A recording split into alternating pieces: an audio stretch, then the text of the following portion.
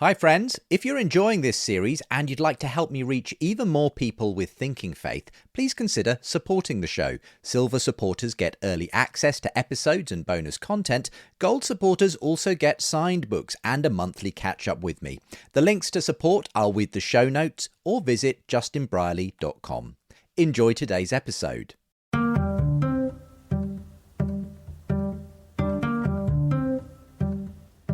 There's no contradiction between saying that the early Christians tried to efface pagan culture. They failed. They smashed a lot of temples and they burned a lot of books. We only have evidence. Hang on a second. What evidence do we have for that? Well, let me give you an example. We have 7 of Aeschylus's plays, and we know the titles of 70. And but what makes you think that we don't have have them because Christians destroyed them?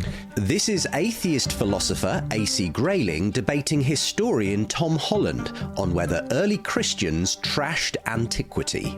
Well, because the transmission of these things through antiquity, we know how many of these documents had survived, and then but how do we know it was Christians who destroyed them? Well, we know that Christians destroyed a great deal of the material culture of antiquity.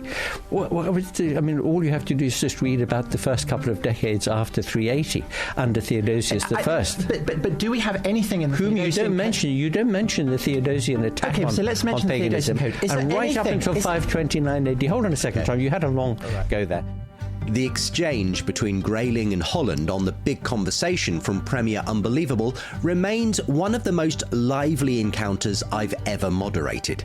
Grayling is a respected philosopher and public intellectual, and an outspoken critic of Christianity. In the run-up to the debate, Grayling had published The History of Philosophy, which, from the first page of the introduction, excoriated the Church as a brake on progress historically. Holland had just published his own magnum opus, Dominion, How the Christian Revolution Remade the World. Ever the meticulous historian, Holland repeatedly challenged Grayling to produce actual evidence of an orgy of effacement by early Christians. The idea that there was a systematic campaign by evil Christians to eliminate the legacy of classical civilization could not be less true, and this is so clear and transparent a historical fact that it stupefies me that Anthony could even begin to think otherwise. And I think the reason that he thinks otherwise is that it's a myth that he has a huge stake in. It is entirely a myth. This is such a basic point, and you would think that this would be a simple thing for him to go and check. This is a myth that essentially is propagated in the 18th century.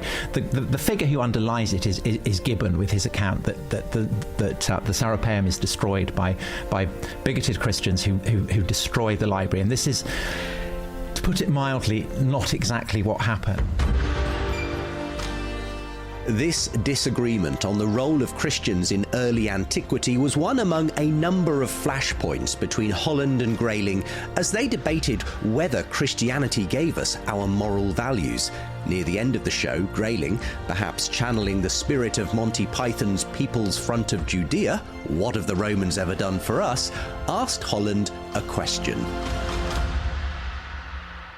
I would ask Tom this, and this is a surprising question maybe, to nominate for me one thing, just one thing, that Christianity has introduced that doesn't have some source, some parallel, some analogy in previous and in other civilizations. One novelty, one innovation in thinking about anything, ethical, metaphysical, anything you like.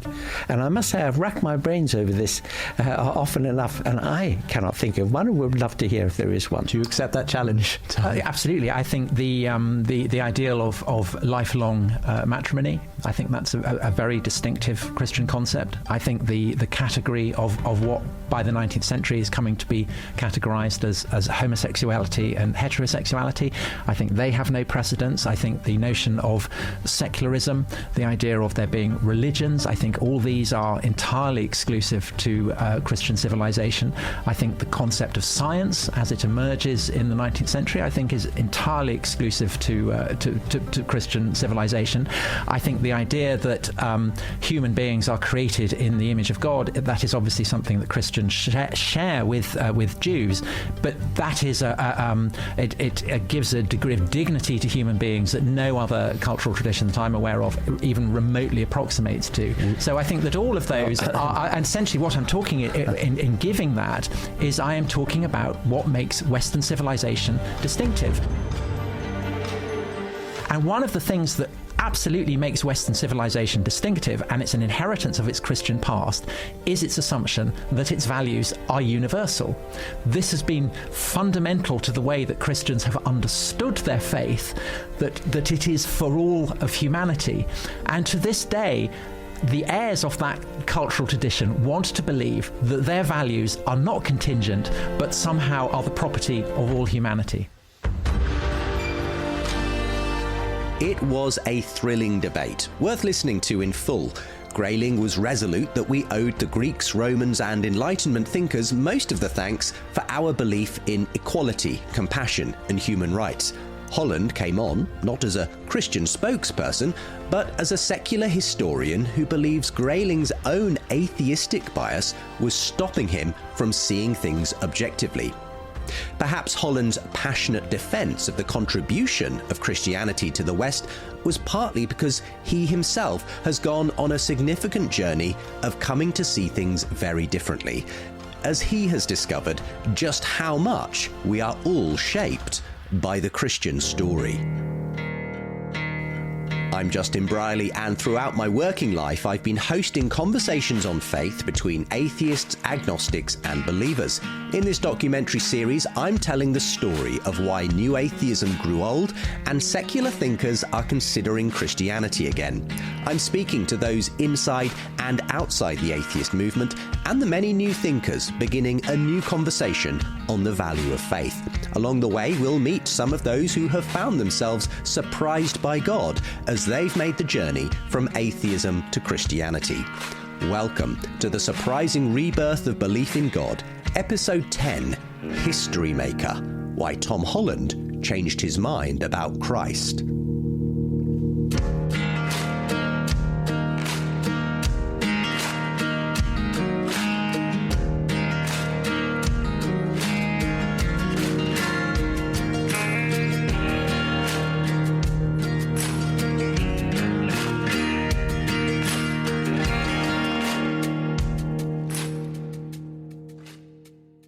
Well, just before we get into the rest of today's show, someone we've heard from quite a bit on the podcast is author and speaker Glenn Scrivener. Hello, Glenn. Hey, Justin. Always great to be here. Well, for a while now, you've been happily pointing people to your online course 321. Where did that come from?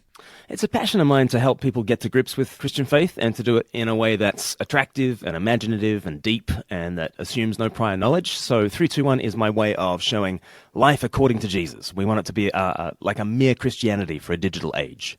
Okay, so that sounds like it's maybe more for those who are not Christians? Well, yeah, many people have done it who are not Christians, and they've found faith for the first time. We're thrilled about that. But like with Mere Christianity by C.S. Lewis, Christians love that book too. And the first audience we have in mind for 321 is actually a Christian who wants to be refreshed in their faith and to have something to pass on to their Christian curious friends and family. Okay, so Christian or not, this basically gets people to the heart of the faith. Right, and nearly 10,000 people have joined the online platform. It's free. You watch these video-led sessions and you think through the stunning animations, you engage with the chat community, you get a ton of extra content thrown in, and now you have on your phone a Mere Christianity that you can share with others. So the phrase we're using is, you can share this without shame, without cost, and without delay. Well, we've been really enjoying promoting 321, and listeners to this podcast can get into it instantly by going to 321course.com/JB. That's 321course.com/JB. Thanks, Glenn. Thank you, Justin. Keep up the good work.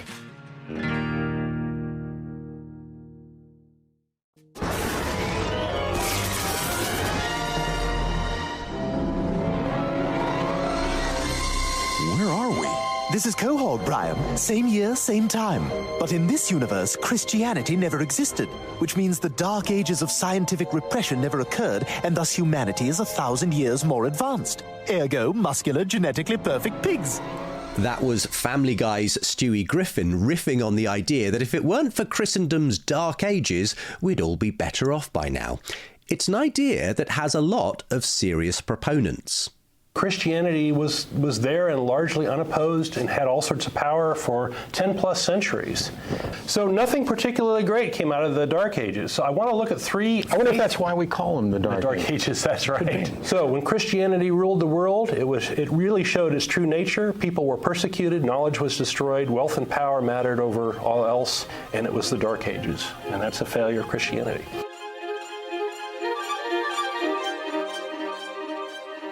In this version of history, championed by Grayling and the New Atheists, Christianity is perceived as having had a retrograde effect across the board. According to them, science, health, and ethics were all hamstrung by Christianity as it ushered in the Dark Ages and kept things dark for a long time. Only once the shackles of religion began to be thrown off during the Age of Enlightenment did rationalists, secular philosophers, and scientific pioneers get progress back on track. But this popular narrative has increasingly been challenged by historians both within and outside the Christian fold. And this idea has permeated our popular culture for the best part of 150 years. This is Australian writer Tim O'Neill, who's a non-believer himself, but regularly critiques internet skeptics via his popular website and podcast, History for Atheists. And so as a result, you get things like the cartoon The Family Guy, where at one point Stewie and Brian the dog find themselves, go through some portal and find themselves in what looks like some distant future. There's flying cars and amazingly futuristic looking buildings. And Stewie says, oh, we're in the future. And Brian says, no, we're actually in the present, but it's the present where Christianity didn't exist and didn't hold back science for 1,000 years during the Dark Ages. Now, it's a funny joke, but it's based on a shared understanding in popular culture that that's something that actually happened. So why is it so deep in popular culture? I think it is because it's a nice, neat little story. It's a nice, neat little story because it's a beautiful little fairy tale that has a beginning, a middle, and an end. It has good guys and bad guys. It has a happy ending, and we are the good guys in the story. We modern people who are wise and rational and scientific realize that people in the past were stupid and ignorant, and they were kept that way by religion, which is bad. And so now we've realized that that's not true. We've got science and we've got progress and we've got advances in technology, so aren't we smart? So it's a nice comforting story about, well, we're advanced, so everyone in the past must have been less advanced because they were stupid, which makes us smart. So on a psychological level it works. On a narrative level it works because it's a nice story. But I think the other reason why it has such a grip on popular conceptions or misconception of history in the English-speaking world is that the English-speaking world is predominantly Protestant. O'Neill says that an anti-Catholic prejudice has often framed how the Protestant West viewed the Middle Ages, and that many of his fellow atheists have now bought into a myth primarily perpetuated by the 18th century historian Edward Gibbon. Gibbon's highly influential History of the Decline and Fall of the Roman Empire, published in 1776, had laid much of the blame for the loss of classical civilization at the feet of the Church. This is Andrew Wilson, author of Remaking the World: How 1776 Created the Post-Christian West, speaking on the Post-Christianity podcast with Glenn Scrivener. Edward Gibbon published The Decline and Fall of the Roman Empire, and he's now using Middle Age as the Christian period between the ancient world and the modern, which we would now call the Enlightenment world. He wasn't yet calling it that, but that's the idea. So what he's done is he's taken the shape of the story that he got from the Protestants, which is you have early church, Catholicism bad, Protestantism good, and he's transposed it into an Enlightenment story that we would now all recognize, which is ancient world of paganism, sunny, happy, chipper, then medieval Christendom. Ooh, the storm clouds have come in, and then it's all dark and dreary, and all that stuff. Pevensey Castle, I dare say. And then the modern world in which, light, science, reason, and all the rest. But what Gibbon has done, and many others like him, but Gibbon was particularly good at it, is to take a Christian shape of the story, the Protestant shape of story, and just change the characters. Yes. And it's a very reassuring narrative because it means that people like You and me and all our neighbours and friends are on the right side of history. We're sitting here now today going, we're actually the heroes of this story. Right. And the bad guys are the ones who tried to destroy, reason and understanding, and we're the light ones. In fact, almost every modern scholar of the period now acknowledges that, far from being an era of intellectual regression and superstition, the Dark Ages were a period in which art, agriculture and learning blossomed in ecclesiastical centres of learning established by the Church. And it was the monks of the early centuries that we should thank for preserving almost all the copies of ancient literature and philosophy that continued to be the bedrock of classical education and learning into the Middle Ages. Another influential secular historian, Rodney Stark, who passed away in 2022, spent much of his life arguing that Christianity provided the seed for the advances of the Enlightenment and modern age. Indeed, in this archive interview with the Public Christianity podcast, he says the modern secular notion of progress is itself a Christian concept. Everybody outside the Christian West believed that the world was incomprehensible because it was an eternal mystery, that you can meditate on it, but it was pointless to try to understand it because it was ununderstandable. The Christians, on the contrary, believed that it could be understood. Some of the very earliest church fathers are saying, we don't understand this today, but we will. We'll understand, and sometimes that was things about what God meant and whatnot, but the whole idea of progress was in fact a Christian ideal. The idea that 20 years from now things will be better and we'll know more.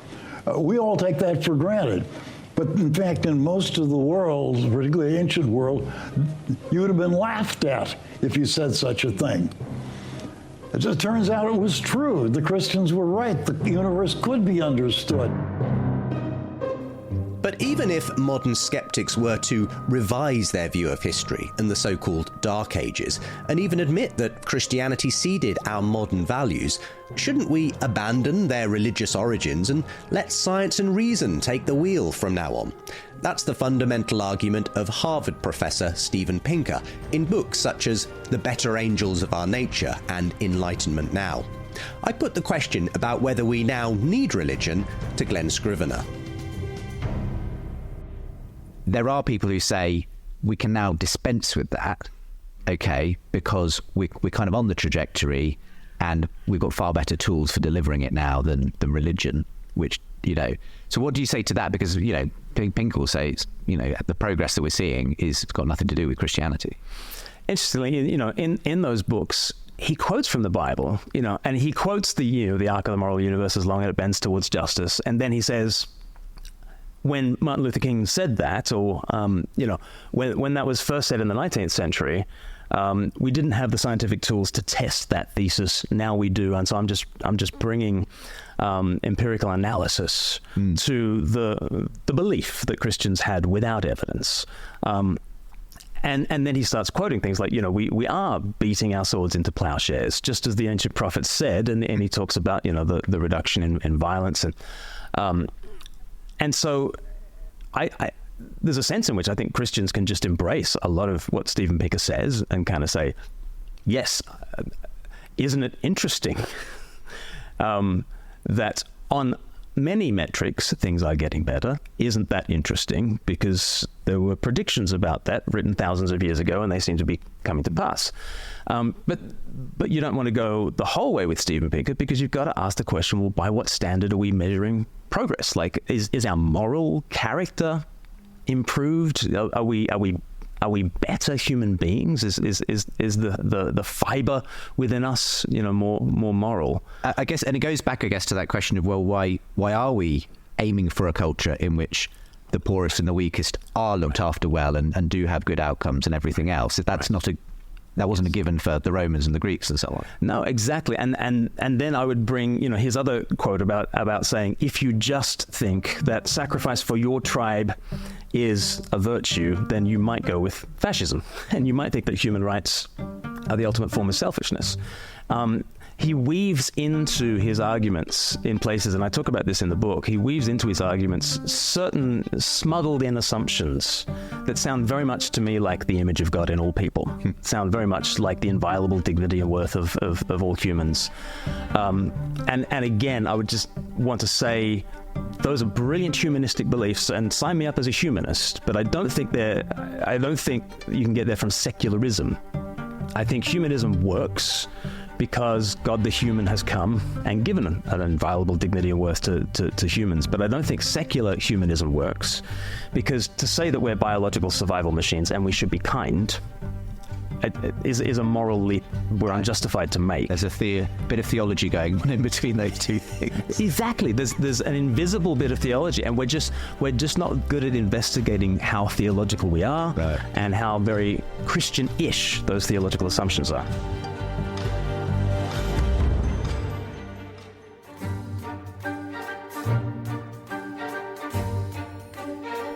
Perhaps two of the best-known historians in the world today are Dominic Sandbrook and Tom Holland, hosts of the hugely popular The Rest is History podcast.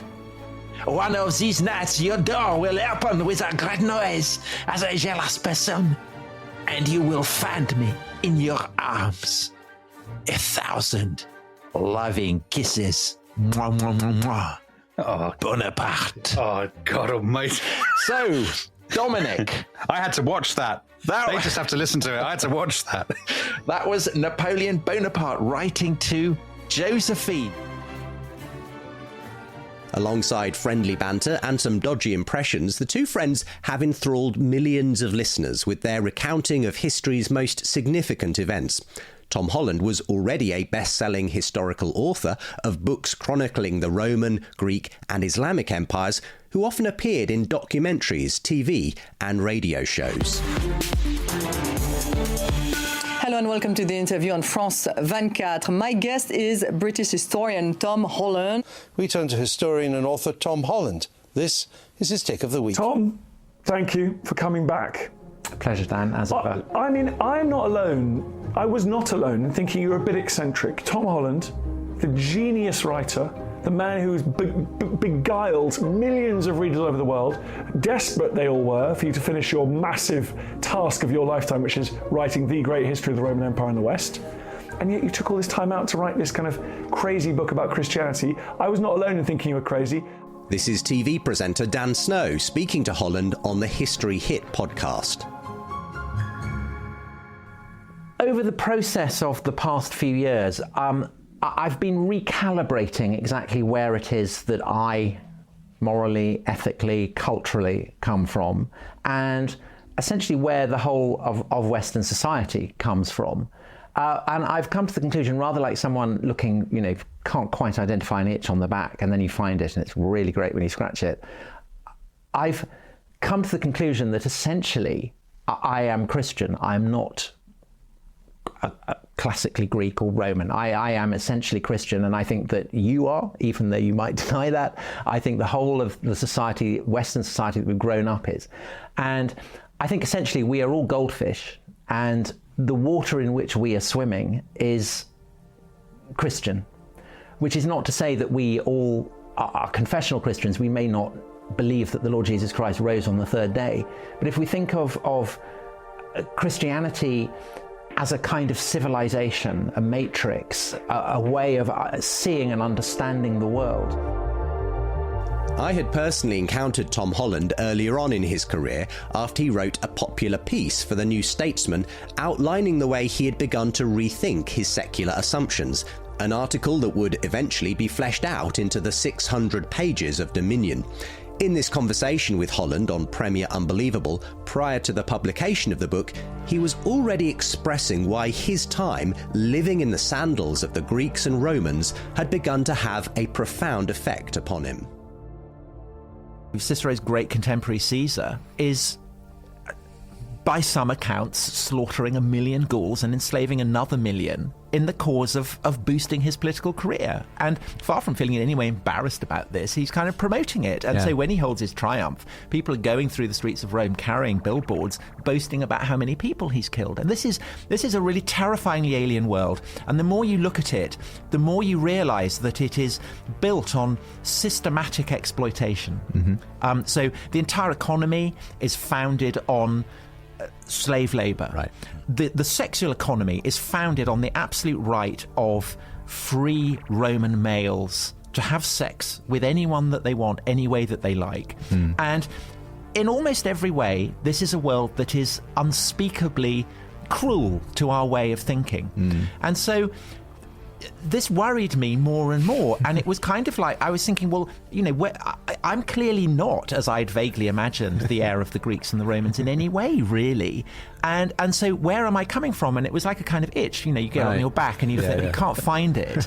And this was then enhanced for me by then writing a book about late antiquity and the emergence of Islam from the late religious the religious and imperial context of late antiquity, and again finding in Islam a profound quality of the alien. That, you know, there were aspects of Islam that were very familiar, but there were many aspects of it that again seemed deeply, deeply alien. And I began to realize that actually in almost every way I am Christian. In almost every way I am a Christian. As Holland has said, it's not that he was claiming to believe the supernatural claims of Christianity, but that whether we think of ourselves as believers, modern people think and act the way we do because of the water we're swimming in. The core thesis is that we are goldfish swimming in Christian waters. And we don't recognise that we are in a goldfish bowl. This is Holland speaking more recently to me and Belle Tyndall on the Re-Enchanting podcast. We in the West tend to assume that things that are actually very culturally contingent, a product of the 2,000 years of the Christian Revolution, the risk is assuming that it's just the way things are, that we do things because that's what human nature is, that our understanding of what is the right thing to do is inherent within us, that there's a kind of inherent morality.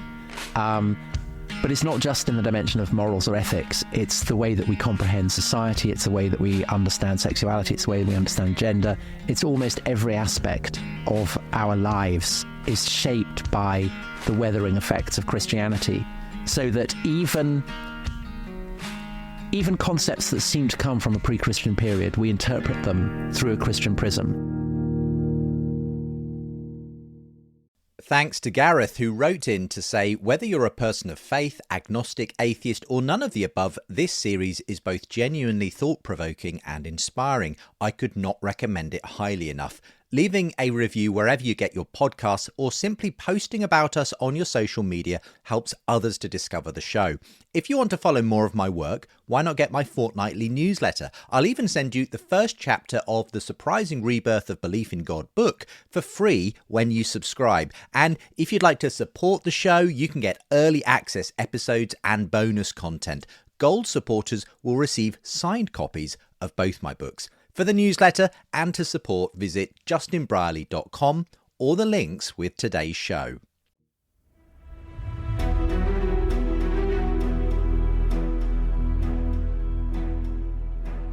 I introduced Tom Holland in an earlier episode of this podcast as one of a number of new thinkers who, in the wake of the rise and fall of new atheism, are reconsidering the value of Christianity in the modern age.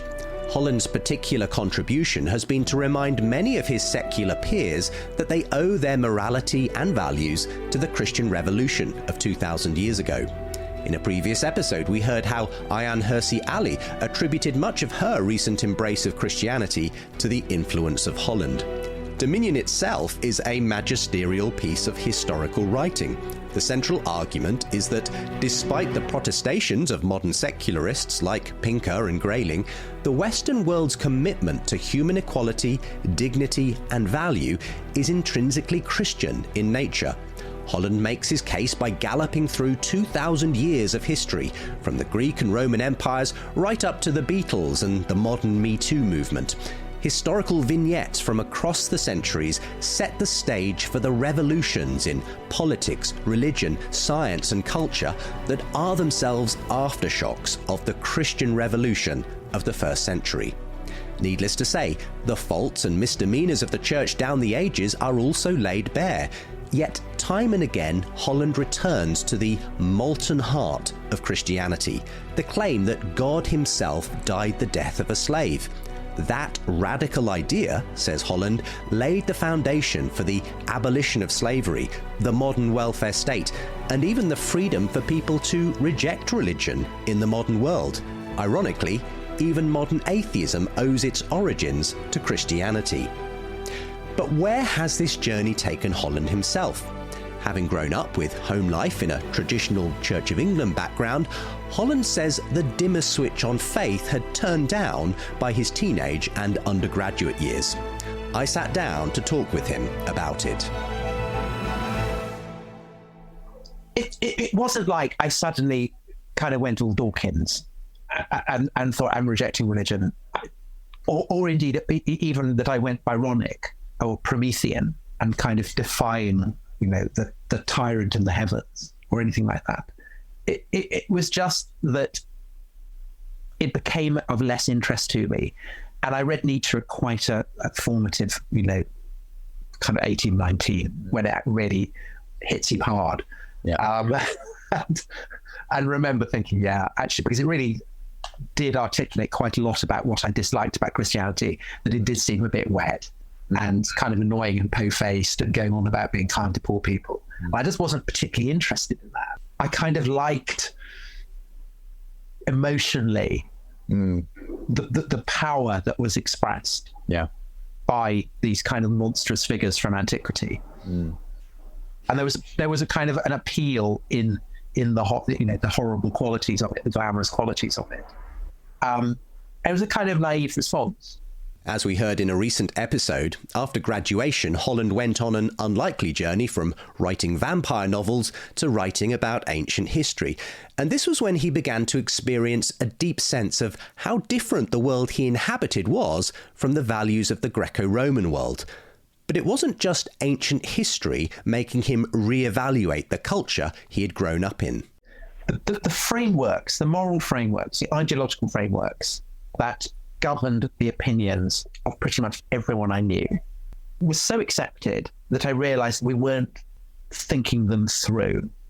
And I think it was much easier to do that in the 90s when they weren't under particular threat. But another thing was the sudden intrusion of Islam onto the public stage. It seemed to me that there was a kind of tension there. Everyone that I knew and everyone that I was reading was saying, 9/11 or whatever, it's nothing to do with Islam. And when they talked about Islam, the kind of thing that they were describing was a kind of version of the Church of England. It was something neutered, secularized, safe, comfortable, absolutely within the context of British multiculturalism. And people would say, anyone who thinks that Islam is not compatible with a secular democracy is basically a racist.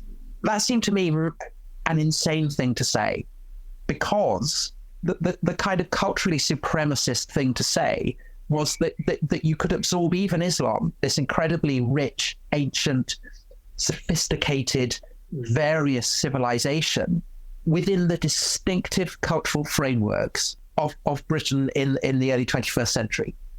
I mean, it seemed an amazing form of cultural arrogance. So I became kind of interested in the degree to which Islam was actually much richer, much more complex than people wanted to acknowledge.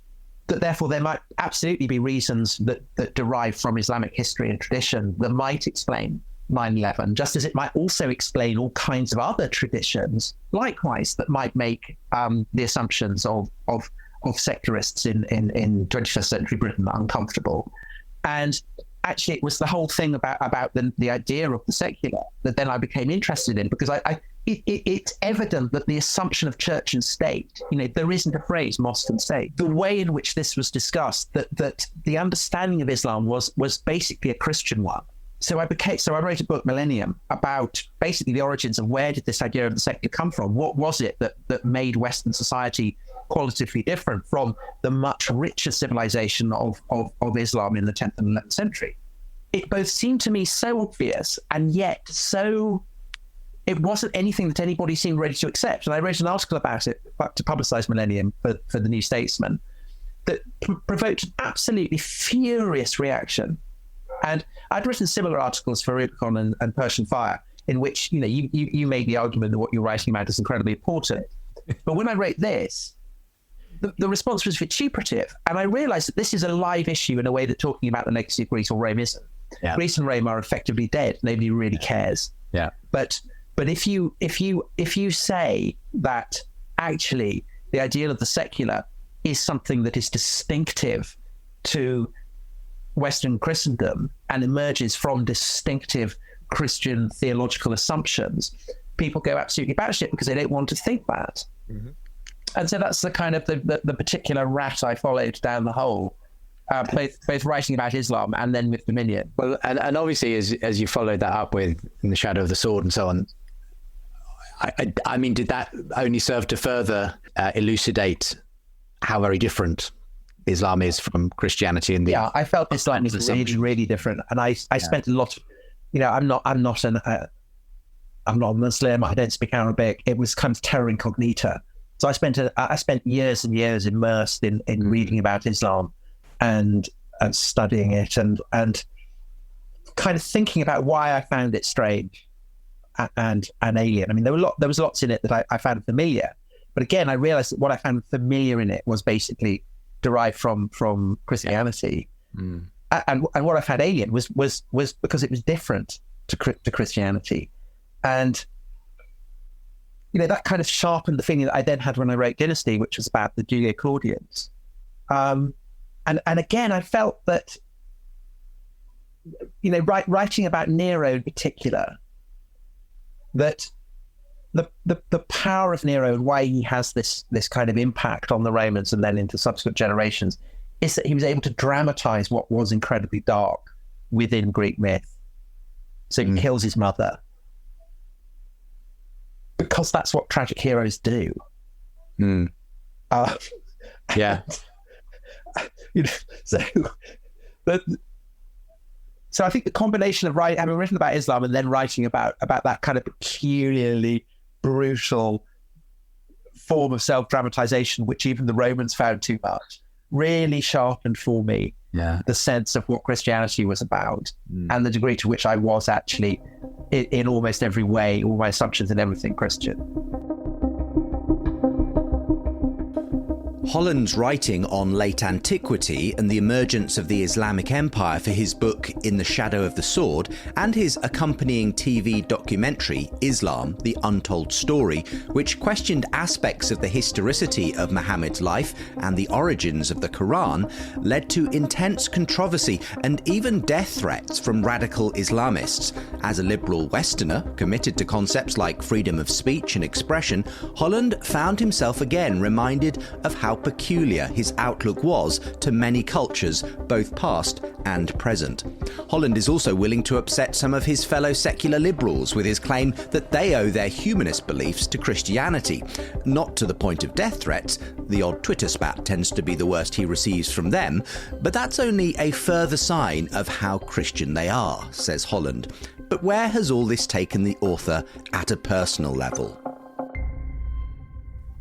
I've come to realise that beliefs I hold that are really quite important. So the idea that all human beings have a fundamental equality, that differences of race or gender or class fundamentally shouldn't matter, that human beings have rights, that all of these have no grounding whatsoever in objective reality, that most people for most of history have not believed in this, that it's perfectly possible to imagine them not believing it in the future, that therefore to believe them is to take a leap of faith. And that being so, I have to ask myself, well, do I actually believe this stuff? What's to stop me becoming a nihilist or white supremacist? Or fundamentally, do I actively believe this? Do I take a leap of faith, a commitment to it? Or am I just believing it because rather lazily I've been brought up with it and everybody else believes it, so I'm just swimming with the flow?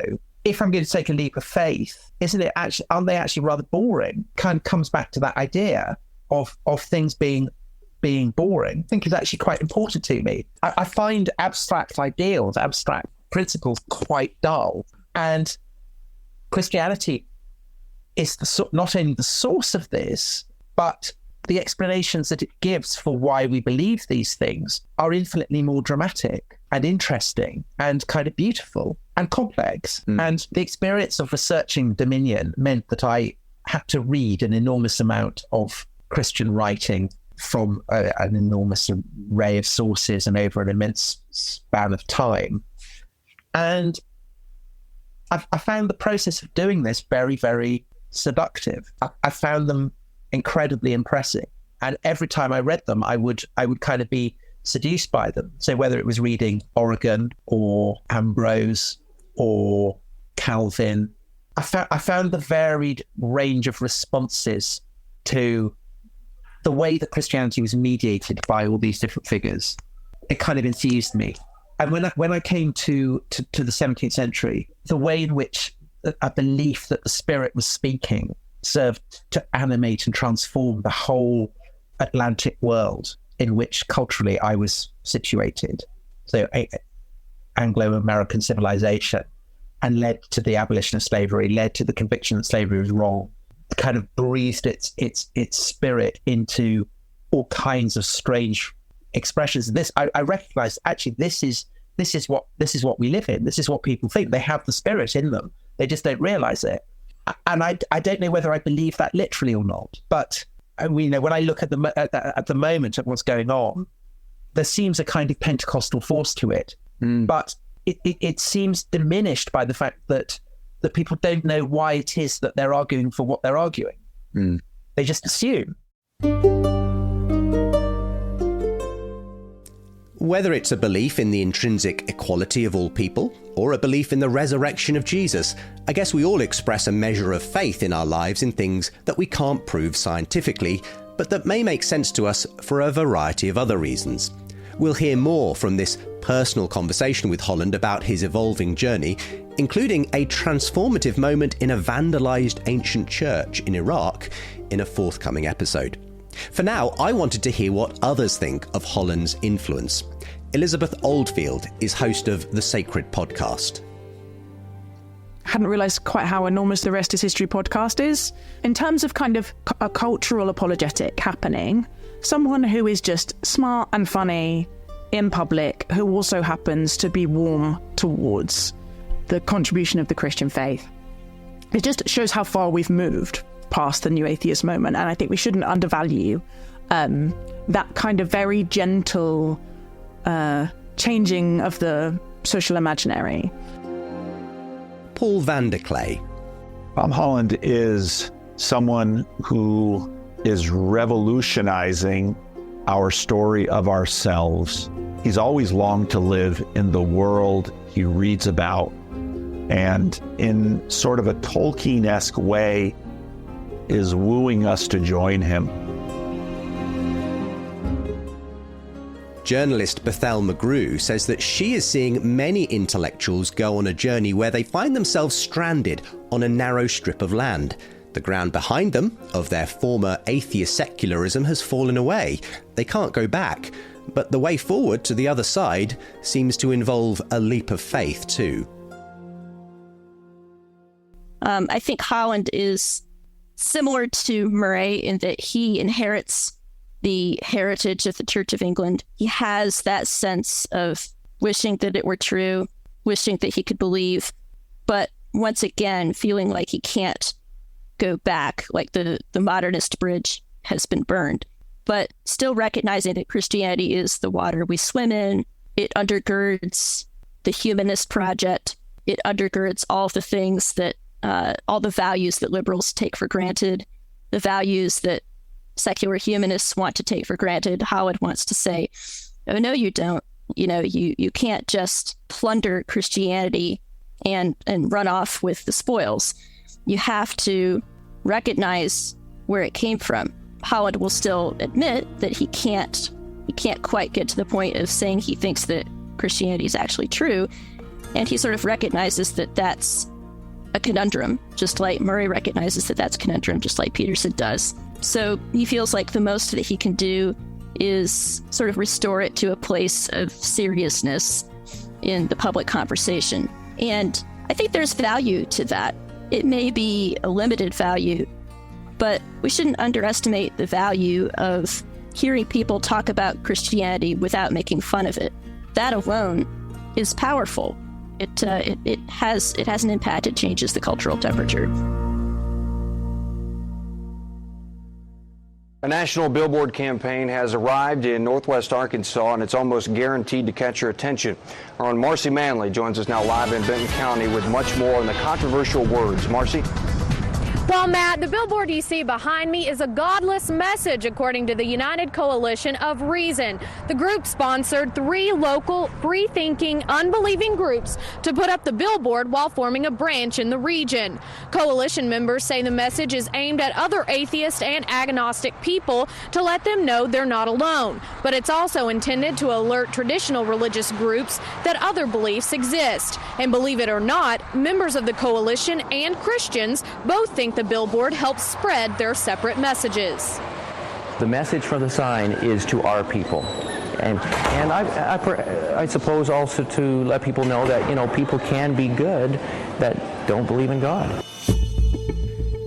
In the late 2000s, following the advertising success of the atheist bus campaign in London, other secular campaigning groups around the world began using billboards to get their message across, often based on the slogan that you can be good without God.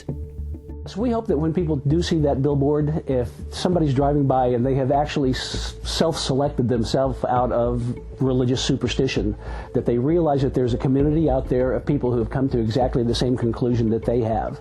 You know, that there is no supernatural power out there, and that because of that, they might realize that that we really have just each other. The questions of how to live a good and moral life are questions that everybody has to deal with, not just people that have theistic beliefs.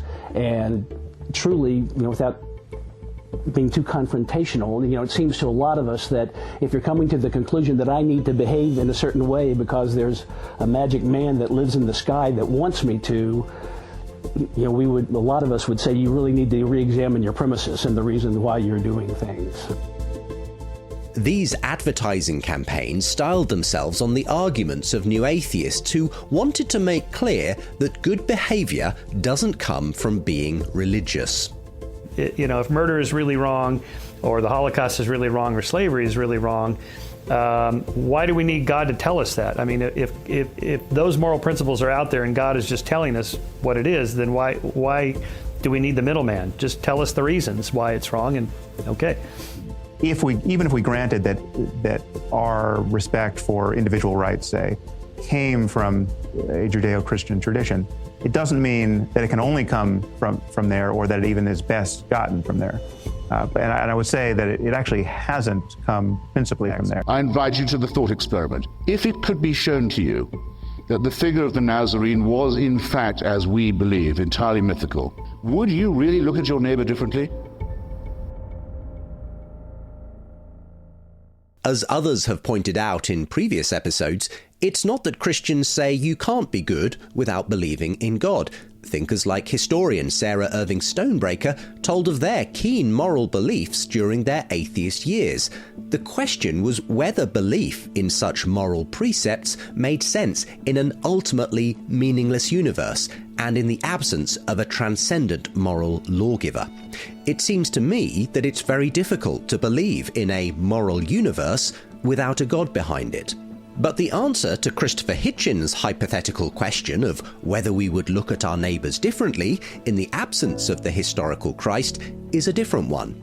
And I think the answer is actually yes, we probably would, because it's a question of how we actually arrived at the moral beliefs we hold. And in the world that existed before Christ's teachings and the movement led by his followers that came to transform it, there was a very different standard by which people were viewed and treated. In the ancient world, slavery was an unquestioned and intrinsic part of life and economics. Some people could be the sexual property of those who ranked above them. The lives of women and children were relatively cheap. The point of Holland's argument, and I wish Hitchens was still here to debate it with him, is that Christianity was the catalyst for changing all of those aspects of ancient culture into our modern Western beliefs about equality, consent, and freedom. Of course, many secularists, Hitchens included, have objected to various aspects of Christianity's own record when it comes to delivering a world of equality and freedom. Historian John Dixon, author of Bullies and Saints, An Honest Look at the Good and Evil of Christian History, told me that we shouldn't ignore the realities of Christendom's failings, especially after Christians had gained state power after the 4th century. They behaved badly. They got involved in torture, pretty early, 6th century. They were torturing people. They supported armies and violence post-Constantine. They began to push unbelievers around. In fact, in the 390s, banned going to pagan worship, so they sort of shut down pluralism. Interestingly, they didn't do that back when Constantine became a Christian. It was a whole generation later, 2 generations later, that they did that. Okay, so they did some bad things. I totally admit that. But actually, in the 4th century, they had the only real charitable services in the Roman Empire. They started the first hospitals, and within 500 years there were thousands of hospitals, all of them run by Christians, all of them run by the church. They were the only people trying to do something about infanticide. Greeks and Romans thought nothing of leaving a deformed infant or a girl, exposing that child. Christians preached against it, where there is some evidence that Christians gathered up infants and cared for them. So the question is, which is truer to the founder? I'm not denying that Christians have done bad things, but when they do bad things, they're just being human. The Christians didn't invent torture, warfare, and bigotry. The Romans were doing just fine on all those counts before the Christians came along. But the Romans didn't have charities and hospitals and orphanages for abandoned children. That is the unique contribution of Christianity. So I want to say to the honest explorer, what do you think is the unique gift of Christianity to our world? It can't be violence. That's been everywhere. But it is charity, it is humility, it is compassion, it is equality. These things didn't come from Greece and Rome or Babylon or Egypt. They came out of a peculiarly Christian culture. And I use the analogy of a beautiful tune. When you hear Bach's cello suites played poorly, you might question Bach's ability, but if you hear it played by Yo-Yo Ma, it's sublime. And I think of Jesus' impact, not just his teaching, but his death and his resurrection, the story of his self-giving for the world. That's the beautiful tune. And sometimes Christians have played it beautifully, perfectly in tune, and other times they've gone way off key. But we can tell it's way off key by looking again at Jesus. Mm-hmm. So I hope ultimately a genuine account of Christian history will lead people to have a listen to the beautiful tune again. As we heard in recent episodes, one of Christopher Hitchens' great friends, Ayaan Hirsi Ali, has recently changed her mind on the value of Christian faith. As Glenn Scrivener put it, she has been Tom Holland pilled. Scrivener has himself taken some of Holland's big themes and delivered them in a remarkably accessible format in his own award-winning book, The Air We Breathe: How We All Came to Believe in Freedom, Kindness, Progress and Equality. So I'm from Australia originally, and I always notice when I fly back into Sydney how sweet the air smells. This is Glenn Scrivener speaking to me and Belle Tyndall on the Re-Enchanting podcast. And it's because of the eucalyptus trees. There's so many gum trees. They're just mentholating the air. It's like a cough mixture carried up on the breeze the whole time. But you never notice that. Like in Australia, you say, "Oh, the air's so sweet smelling," isn't it? What are you talking about? And it's just really an analogy for the ways in which the atmosphere around us is invisible to us, but it is all pervading and it completely sustains us. And I think our moral values are like that. You don't really recognize how odd you are, how strange you are, until you come out of your culture and visit a different culture. And then you're suddenly, oh my goodness, they do things differently here. Just a simple example, you go to somebody else's Christmas and you know how Christmas runs, and these people are getting it wrong. Right? And you never thought you were traditional. You never thought you were set in your ways until you went to somebody else's Christmas and they kept getting Christmas wrong, right? And we need to do that with all kinds of moral imagination and intuitions and just the values by which we live our lives. We think it is natural, obvious, and universal to have things like human rights. We think it's obvious, natural, and universal to have a certain compassion ethic that says the best society is the one that stands up for the least and the last and the lost and the marginalized. And all these sorts of things which we consider to be utterly natural, completely the air we breathe. What I want to do is take us out of our bubble and take us to non-Christian, but in particular pre-Christian civilizations, and show us that what we think of as natural and obvious is nothing of the sort.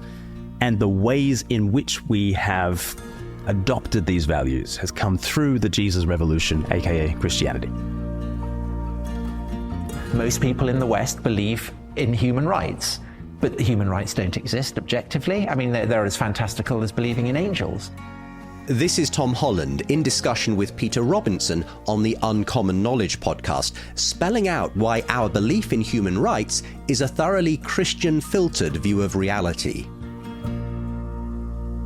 You know, their origins are very specifically rooted in Christian theology. It's formulated by the lawyers who are in the wake of the great revolution of the 11th and 12th century, are trying to construct a fabric of framework of law for the Christian people. And they look to the scriptures and they see that Christ teaches that those who are rich should give shelter and food and water and clothing to the poor, and they deduce from that the instinct that the poor therefore have rights to these things. And this sets in train this incredibly fertile notion that human beings have rights. Now, people today are very reluctant to face up to the idea that this is a very culturally contingent idea rooted in Christian theology, medieval Catholic theology. And so they say, well, you'll find human rights, it's in China or Greece or Rome or whatever, but it isn't. And I think that what I have found meditating and reflecting on the incredible inheritance of Christian theology and practice and liturgy and all kinds of things is that I want to believe in the things that I believe in as a secular humanist. I want to believe in human rights. And if I can believe in that, there are times where I think, well, I might as well be hanged for a sheep as a lamb. If I can believe in human rights, then why can't I believe in angels? Tom Holland went on to explain why even modern atheists who condemn Christendom for its misdemeanours in the past do so, ironically, on the basis of Christian morality. I have found the experience of immersing myself in the history of Christianity and the examples of Christian history often to be unsettling. It often is. But I think, even when I'm unsettled by Christian history, I realize that it's for Christian reasons. If I'm unsettled by the Inquisition, it's because they are killing innocent. It's powerful people killing an innocent person. And why am I revolted by that? The cruelty of the ancient world. The Greco-Romans would not have worried about those same types of events in the way we do. As Dostoevsky, in his great story about the Inquisitor, Christ. If you as an atheist are enshrine the Inquisition as a model of something horrific, it's for Christian reasons. It's because you are shaped by a culture that has had an innocent person put to death by a state apparatus, and so therefore I feel that the kind of the bundle of my instincts, my beliefs, my presumptions are generated by this incredibly mysterious Christian inheritance. And I am very open to accepting that there is a strangeness there that I don't want to deny.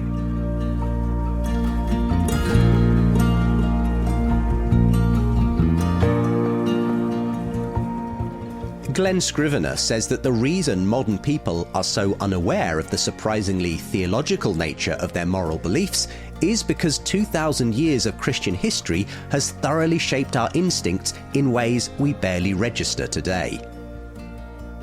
We've got 1,000 years of crucifixions, in the National Art Gallery that are just, this is what we've been meditating on as a society.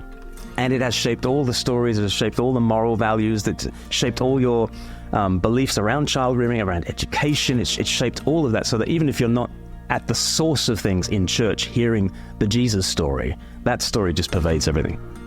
But, says Scrivener, without the Christian story at its root, the moral fruits of the West could one day wither and die, and more people are starting to notice that. The reason why we're waking up to how Christianized our values have become is because of the receding influence of Christianity on our views. And now there's more of a kind of a free-for-all in terms of which way our society goes and who is in charge of that.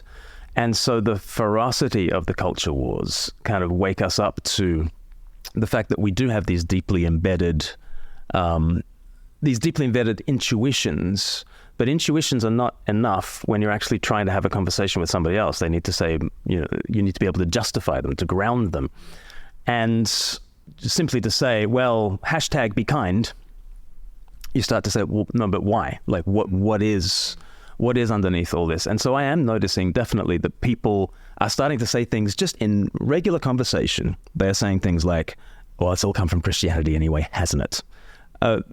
A guy at the school gates, a dad of a friend of my daughter's, just said that to me the other day. He just said, gosh, it all comes from Christianity, doesn't it? I've never really read the Bible. Where should I start? And another guy in the town where I live has just said to me, it's all biblical, isn't it? Like the Bible has built the world. What time is church? There are about 5 or 6 sentences in between those 2 sentences, and he still hasn't come yet. But I think there is something in the water that people are recognizing. We've run out of our story. There isn't that framework overarching us anymore. We're all into vibes, and we're very strongly into our vibes of compassion and equality and all that kind of stuff.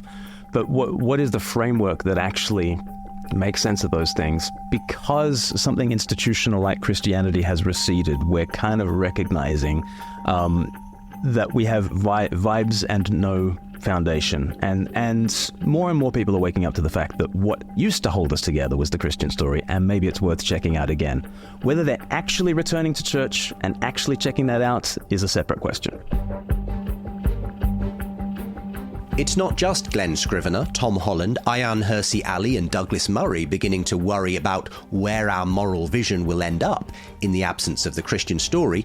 I've been noticing more and more public intellectuals coming to similar conclusions, even as they remain personally agnostic on the God question. A good example is the influential philosopher John Gray, here speaking at a lecture for the University of Sheffield. I think the idea that values and morality become problematical if you're a consistent, free-thinking atheist. Not in the sense that you can do anything you want, necessarily, but in the sense that at least there are many moralities in the world, atheist and religious, not just one. None of them is uniquely or specially human. Human history isn't tending to produce one set of values rather than another. They're fighting it out, and it's very contingent. Could happen one way or the other. And the idea that there's a special realm of value, more important than self-interest, more important than beauty, more important than pleasure, more important than etc., aesthetics, I think is a hangover from Christianity. So that in a way, a free thinker now should not be criticizing or attacking religion of the old kind. A free thinker now should be asking questioning humanity, questioning what values we have, how we arrive at them, and how, if we end up having different values, I mean, we like this group, how we live together, if we want to live together. That's a very important question too. The notion that we can move from a kind of getting rid of God, just like a kind of fairy tale, leave it in the past, and most things stay the same, morality stays the same, mostly stays the same. We still concern ourselves the way Christianity at least taught, never practiced fully, with all human beings and maybe species beyond human beings, other animals. The idea that we shouldn't be selfish or that we should be selfish, all these ideas, I think, become open once if we really leave theism behind. And I just conclude by saying, I'm not saying that you should leave it behind. Maybe you should go back to it. Perhaps we should go back to theism, specifically Christian theism.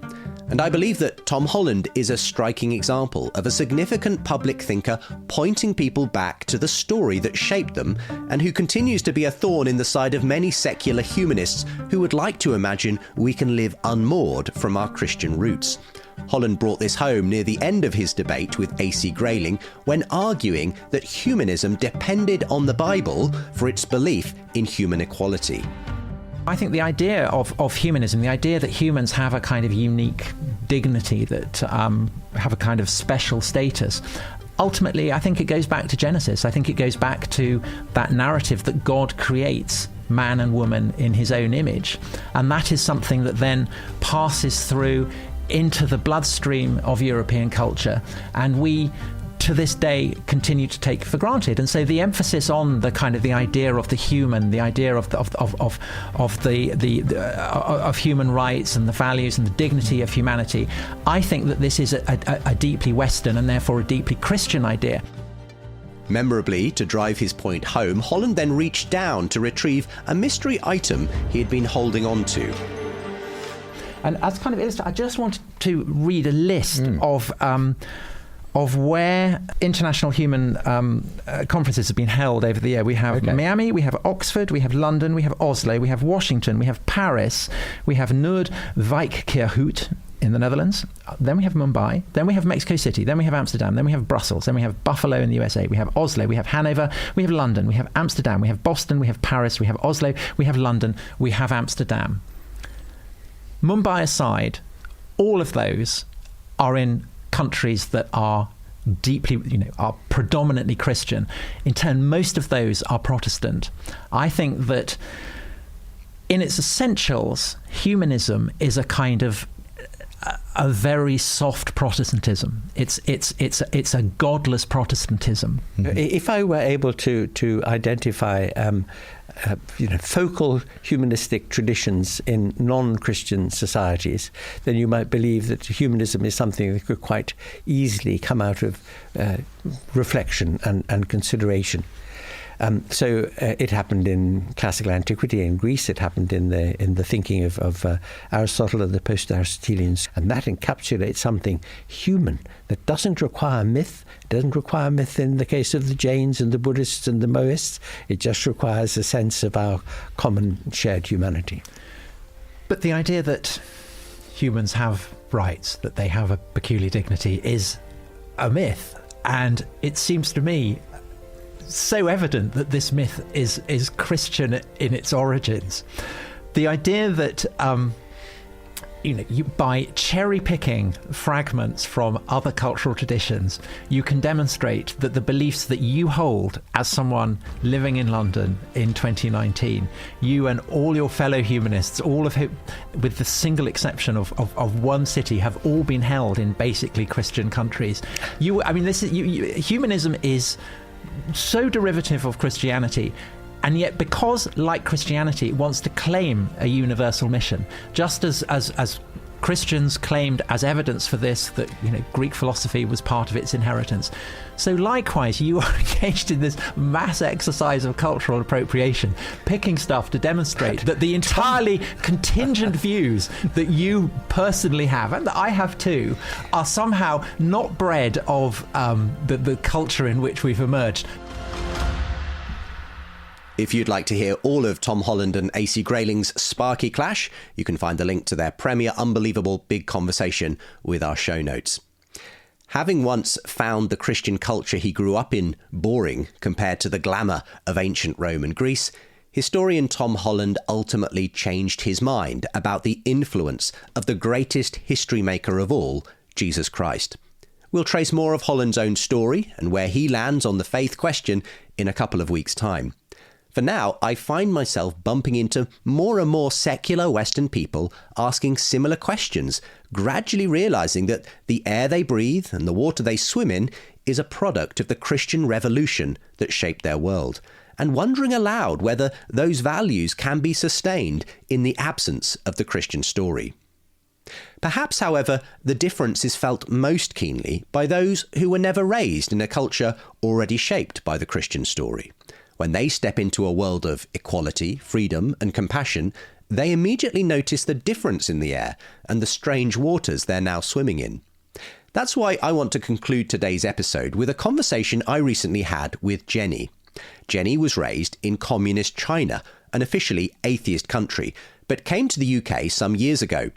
Sitting in the nave of an Anglican church, she told me that she and many other Chinese expatriates came in search of a Western education and the hope of returning to China with better career prospects. But she, and many others, have chosen to stay. Jenny, who's married to a Brit and with children of her own, now calls the UK home. But we stayed, and we were having a discussion why we stayed. What made us stay, even though we're not making as much money? and we listed lots of reasons, and most of the reasons are, this country is run in a more humane way, and there's less corruption, or almost no visible corruption, and people are kinder. People help the poor, people help the strangers, and lots of charities, lots of organized charities going on all the time. And so that's all the reasons we came up with. And then someone just said, why is England, why is the UK like this? And we didn't know why, even though we've lived here for 23 years, because we the results of an atheist education. So religion is our blind spot. We wouldn't know where to look for that. So we just thought, because it is. It's just a way British people Something in the water, as your husband put it. Yeah, I said to my husband, we come to a conclusion that this land just grow nice people like it grows nice fruit. What little folk religion Jenny had been exposed to growing up in China had only reinforced her belief that God was a myth. But in recent years, seeing the depressing state of the world, she began looking for something to ground her own beliefs. She had become attracted to the traditional values of Christianity, but knew she couldn't believe in something that she knew was a superstition. Then one day, she heard about the concept of an atheist church, a place where people went to find community, to sing and to learn how to be kind, but without any religious beliefs involved. That evening, she decided to investigate further. I thought, if I can have Christianity without a superstition part, that would be like the best thing in the world for me. So I started keep looking for atheist church, and I found one on Google. And I think about that night as a sequence. I was Googling atheist church, and I found one in London. And under that Google result, there's an article titled "Why Atheist Church Wouldn't Work," and that was like poured cold water on my new ideas. And I just thought, I clicked through, and it made so much sense to me why it wouldn't work. Because they were looking for something spiritual, but at the same time they tried to throw away the spirituality of it. They were looking for something transcendent, but at the same time they want to deny that transcendence. The online article that had dashed cold water on Jenny's hopes of an atheist church turned out to be the text of a sermon. So I didn't realize actually I was reading a sermon by a pastor called Andrew Haslam. I was reading sermon after sermon, and they sound so intelligent, so makes so much sense. Everything he said makes so much sense. And I said to my husband the next day, I said, I've been reading sermon one night. He said, what? He said, I thought you were looking for atheist church. Well, I found the real church instead. I was reading sermons, and then I carried on reading these blogs for a couple of days. And then he said, if you would like to know more about religion, if you are a non-believer or from any background, go and read C.S. Lewis, The Mere Christianity. And C.S. Lewis, because we had just finished watching the Narnia films, we didn't know he had a Christian message in it, even though my husband, he was a church choir boy. So C.S. Lewis, his name pop up on this blog post, and I thought, I didn't know he writes about Christianity. And I bought the Mere Christianity, and I was like, that was like a light turned on. That was a door opened for me. It didn't change me, convert me, but it smashed my atheism into pieces. So between stumbling across a pastor's sermons online, watching Narnia, reading Mere Christianity, you were on this journey that, to that point at least, convinced you that, my atheism didn't answer the way, it didn't hold water, as you say. Yes. But obviously you weren't, as you say, converted at that point. You had come to question your atheism. Mm-hmm. What led you on the next stage? Which is a very recent thing as well, by the way. This has all happened in the last few months, really. Yes. I think the next stage, I have to thank you largely for that, because I found I started looking for atheism and Christianity, started digging around, and I found the Unbelievable podcast, and it's like a hitting the jackpot for me. And I remember binge listening every day, and I couldn't stop talking about it. And my husband said, "What's going on? What's happening to you?" And I said, why is nobody talking about this? Because this is the biggest question of our life. If there's a God and he created all of us, why is nobody even interested in finding out if it's true or not? And my mind was on fire. I kept listening to the debates. The more I listened, the more I was convinced that there was a God. And the atheist debate, they pushed me actually to the other direction. During this intellectual journey, it began to dawn on Jenny that there was an explanation for the freedoms and values she enjoyed in the UK compared to the communist regime in China. It wasn't just something in the water.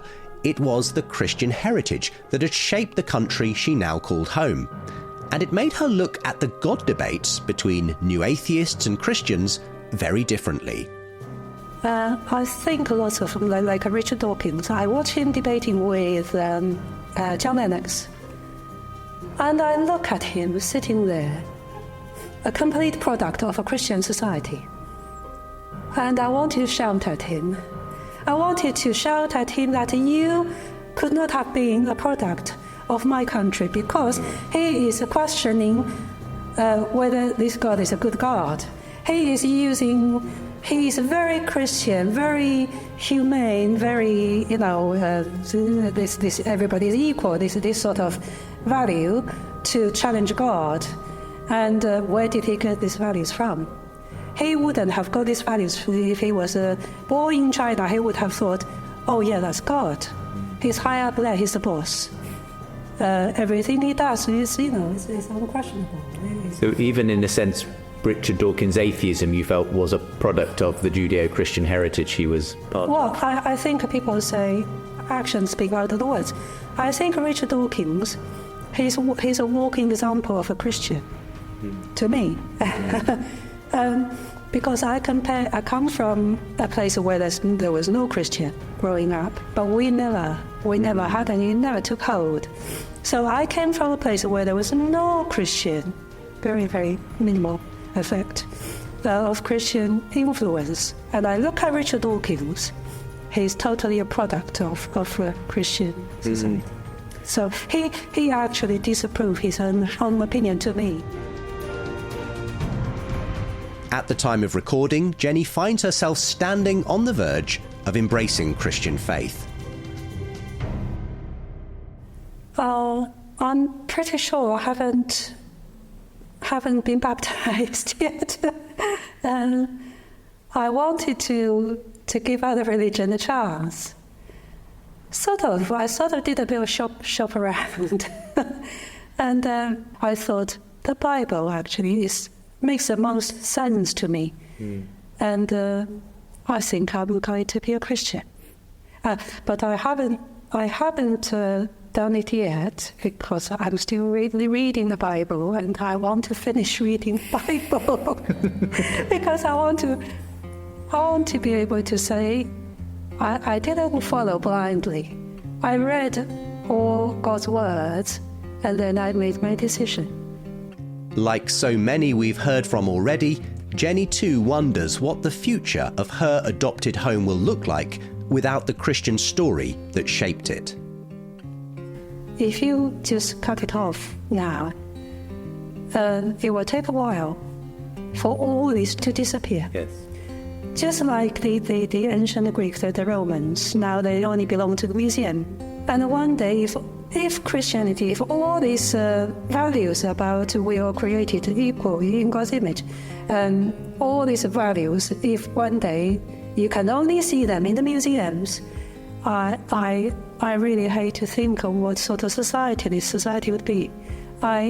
What comes to mind is the China I grew up in. Is the vacuum of a higher power, the lack of a higher power, that you only worship what is immediately within your grasp. You only worship money. Money is the only thing that works. That's the lubricant and power. So you only worship these things, and we probably will get populist government to say what people want to hear, become elected, and then do what they want, with no moral standards, nothing. Because I think as humans we need something higher up there. And if you get rid of that, everything else comes in. Something will always try to take hold of you, trying to control you. So I think God is a better choice. I was so glad to sit down with Jenny and hear her story. Contrast is often the mother of clarity, and Jenny's own journey from an officially atheist country to a West still living on the embers of the Christian story brought home just how rare and precious this gift of a Christian heritage is. As we continue this third act of our podcast in coming weeks, we'll dive deeper into the way Christianity shaped our modern views on sex, family, compassion, and equality.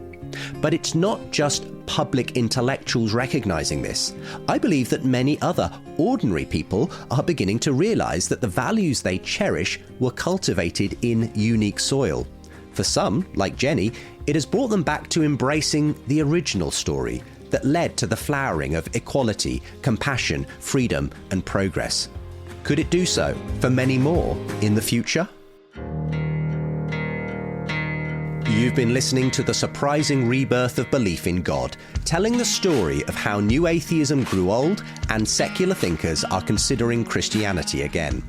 This podcast series is also a book. You can read the first chapter for free when you join my newsletter at justinbrierley.com, where you can also order the book or get a signed copy. Patreon supporters get early access to new episodes of the podcast, plus bonus content. Find out more and about other ways to support this show at justinbrierley.com. Material from The Big Conversation was used by kind permission of Premier. Visit premierunbelievable.com for full shows. Coming up next time. The idea that women's vulnerability is not something to be despised, but is something to be protected. That is basically a fundamentally Christian idea. Why Louise Perry changed her mind about the sexual revolution. Today's episode was a production of Think Faith in partnership with Genexus and with support from the Jerusalem Trust. Editing assistance by Isaac Simmons. You can find links to the book and all our featured guests with the show notes. Finally, as ever, please do subscribe to this podcast, do rate, review us, and share it on social media. It really helps others to discover the surprising rebirth of belief in God. Plus, you can get the next episode that you just heard a clip from a whole week early when you support at justinbrierley.com. Again, the link is with today's show. See you next time.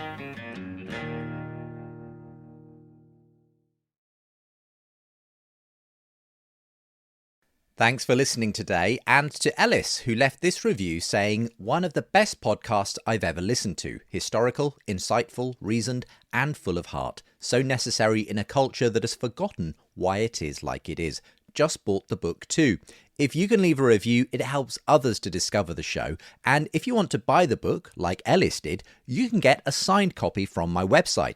As it happens, gold supporters of this show get signed editions of both my books anyway, plus lots of bonus content and early access. And of course, your support makes a huge difference to me being able to produce this podcast. So for the book or to support, visit justinbrierley.com or follow the links with the show notes.